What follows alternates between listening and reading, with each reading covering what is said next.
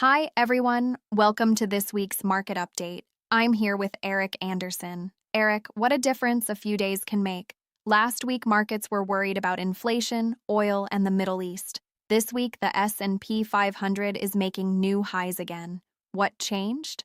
What's fascinating is that, fundamentally, not very much changed at all. The S&P rose almost 2% this week, and the Nasdaq was up over 2.5%. Yet at the same time, U.S. producer inflation came in at 6.5% year-on-year, the highest level we've seen since late 2022. Normally, inflation at those levels would dominate the headlines. Instead, investors focused on two things. First, renewed talk that some sort of agreement with Iran might be possible. And second, one of the largest IPOs in history, with SpaceX coming to market at a valuation approaching $1.8 trillion. Those are two completely unrelated events, yet markets traded them as one big risk-on story. To me, that's the real message this week. Investors are actively looking for reasons to buy. When sentiment reaches that point, bad news often gets ignored, while good news gets amplified. So you're saying this is really a story about psychology? Very much so. Markets are forward-looking mechanisms.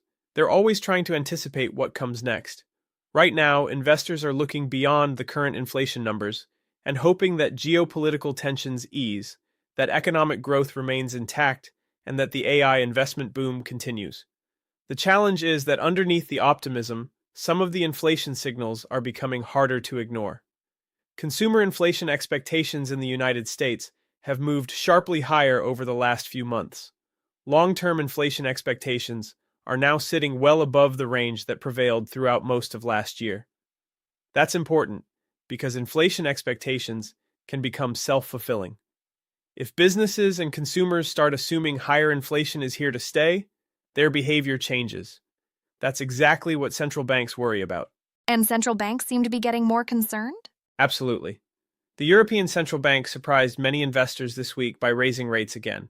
What's unusual is that they're tightening policy while simultaneously forecasting weaker economic growth.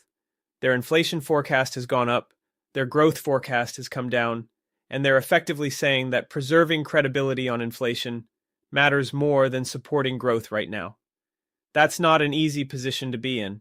Historically, when central banks are raising rates into slowing growth, it's not an especially supportive environment for equity markets. The Federal Reserve hasn't moved yet, but futures markets have shifted dramatically. Only a few months ago, investors were talking about rate cuts. Now they're debating whether the next move could actually be another rate hike. That's a huge change in narrative. Oil continues to be at the center of this story as well. It does, and I think many investors still underestimate its importance. Brent crude briefly fell back towards $89 this week on hopes of an Iran agreement, but this isn't a normal oil market. Prices today are being driven as much by geopolitics as they are by supply and demand. The Strait of Hormuz remains a major risk. The conflict in the Middle East hasn't disappeared. And on top of that, we're now seeing weather-related concerns emerge as El Niño conditions strengthen. What's interesting is that many of today's inflation pressures aren't things central banks can fix. They can't control oil flows through Hormuz, they can't influence weather patterns, and they certainly can't reverse years of increased defense spending and supply chain restructuring around the world. That's what makes this inflation cycle different from many previous ones. If inflation remains sticky, where are the risks for investors? One area I'd highlight is credit markets. Credit spreads remain relatively tight, which means investors are not being paid particularly well to take risk. Markets are effectively assuming that growth remains healthy, defaults remain low, and inflation eventually comes under control. That's a fairly optimistic combination. The second area is technology. Now, I'm still constructive on the long-term AI story. Nothing I've seen changes that view.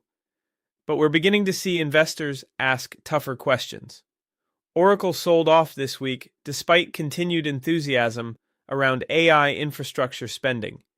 Investors are increasingly asking whether all this spending ultimately converts into free cash flow and earnings growth. That's a different conversation from the one we were having 6 months ago. Back then, investors were simply rewarding AI exposure. Today, They're starting to ask when the returns actually arrive.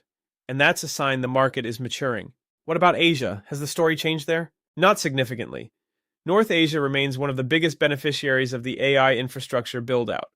Taiwan, Korea, and parts of Japan continue to sit at the center of semiconductor, memory, and data center supply chains. The long-term structural story remains very strong. However, Asia is also highly exposed to energy prices and global trade flows, so it can't completely escape the macro environment. The region remains attractive, but investors need to be selective. So when you step back and look at everything we've discussed, what's the key takeaway this week? I think the key message is that markets are currently trading on optimism, while inflation is quietly becoming more uncomfortable. Those two forces can coexist for a while. Investors want to believe that AI investment, resilient growth, and easing geopolitical tensions will outweigh inflation risks. And for now, that's exactly what markets are pricing.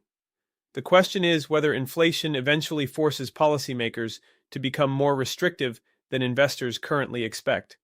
That's the tension that matters. That's it for this week. Stay tuned for more insights next time.